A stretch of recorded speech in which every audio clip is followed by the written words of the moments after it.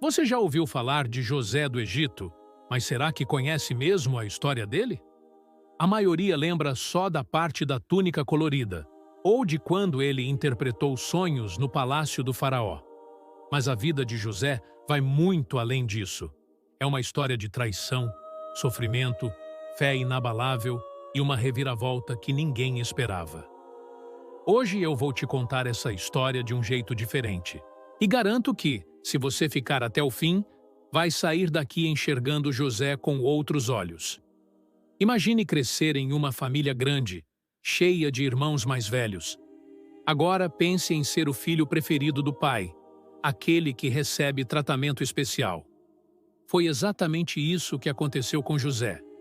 Jacó, o pai dele, amava tanto José que mandou fazer uma túnica especial, cheia de cores vivas, um presente único que nenhum outro filho tinha. Só que esse presente virou motivo de ódio. Os irmãos olharam para José e sentiram inveja queimando por dentro. E como se não bastasse, José ainda começou a ter sonhos estranhos. Ele sonhou que feixes de trigo se curvavam diante do feixe dele. Depois, sonhou que o sol, a lua e 11 estrelas também se inclinavam diante dele. Para qualquer um, já era estranho. Mas, para os irmãos, foi a gota d'água. O menino estava dizendo, sem medo, que todos eles iriam se curvar diante dele. E isso inflamou ainda mais a raiva. Agora imagine a cena. Um dia, os irmãos de José estavam longe, cuidando dos rebanhos. Jacó pediu para José ir até eles. Quando os irmãos viram José se aproximando, tramaram o pior. Alguns queriam matá-lo de uma vez.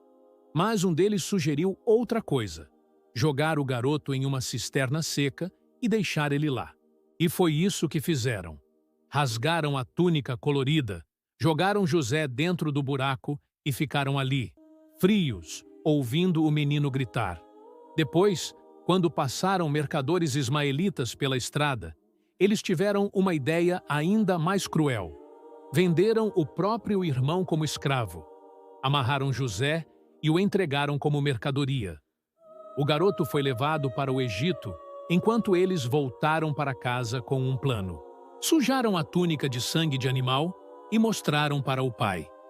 Jacó acreditou que uma fera havia matado seu filho preferido. O luto foi tão profundo que ele nunca mais foi o mesmo. E agora, José estava longe de tudo. Escravo em uma terra estranha, sem família, sem amigos, sem ninguém para ajudá-lo. Qualquer pessoa teria desistido, mas José não. Mesmo como escravo, ele começou a ganhar confiança. Foi parar na casa de Potifar, um oficial importante do faraó. E ali, José se destacou. Era responsável, inteligente, leal. Potifar viu isso e o colocou como administrador da sua casa. Mas aí veio mais um golpe. A esposa de Potifar começou a se interessar por José. Todos os dias ela tentava seduzi-lo, e José sempre dizia não. Até que um dia ela tentou forçar. Ele correu, mas deixou a túnica para trás. Foi o suficiente. Ela gritou, acusou José de ter tentado abusar dela, e Potifar, furioso, mandou José para a prisão. Mais uma vez, o mundo de José desabava. Ele fez tudo certo, mas acabou preso injustamente. Só que, mesmo na cadeia, José não perdeu a esperança. Pelo contrário, conquistou respeito ali dentro. Ganhou confiança do carcereiro e passou a ter certa responsabilidade. Foi nesse período que ele encontrou 2 homens do palácio que estavam presos, o copeiro e o padeiro do faraó. Ambos tiveram sonhos estranhos. E adivinha quem interpretou? José. Ele disse que o copeiro seria restaurado ao cargo e o padeiro seria executado. E foi exatamente o que aconteceu.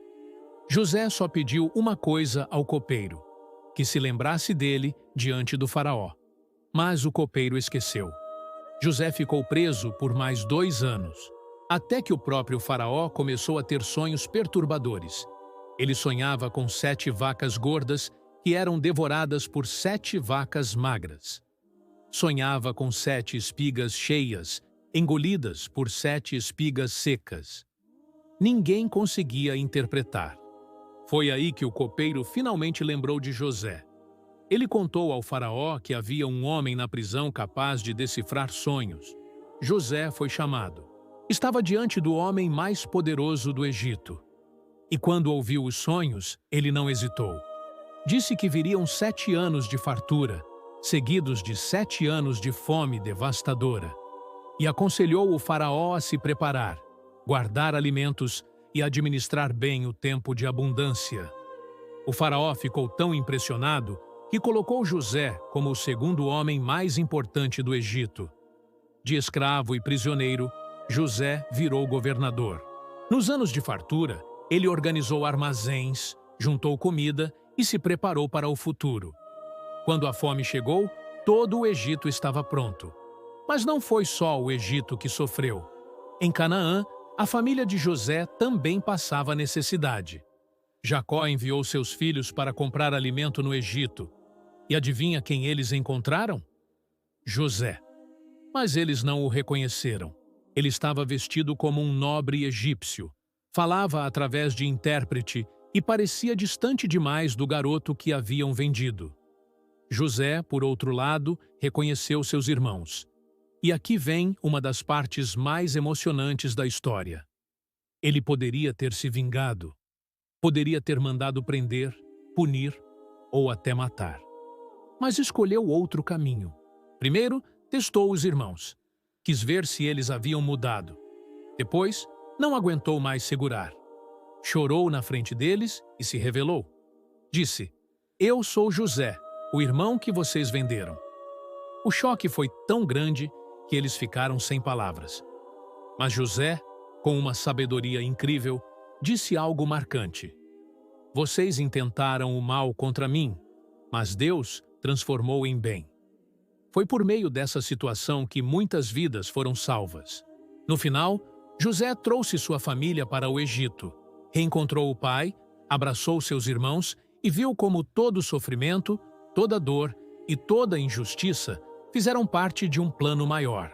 Agora me diz, olhando para essa história, você percebe que José nunca desistiu, mesmo nas piores situações? Ele foi traído, vendido, acusado injustamente, preso, esquecido, mas em nenhum momento perdeu a fé. E quando teve a chance de se vingar, preferiu perdoar. É por isso que a história dele atravessa séculos e continua inspirando. O que essa história ensina? Que nem sempre o que parece tragédia é realmente o fim. Às vezes, é apenas o começo de algo maior, que o mal pode ser transformado em bem. E que mesmo quando tudo parece perdido, sempre há esperança. Se você ficou até aqui, agora eu quero saber sua opinião. O que você teria feito no lugar de José? Você teria perdoado ou teria se vingado? Deixe nos comentários. Compartilhe essa história com alguém que precisa de esperança hoje. E claro, se inscreva no canal para não perder mais conteúdos como esse.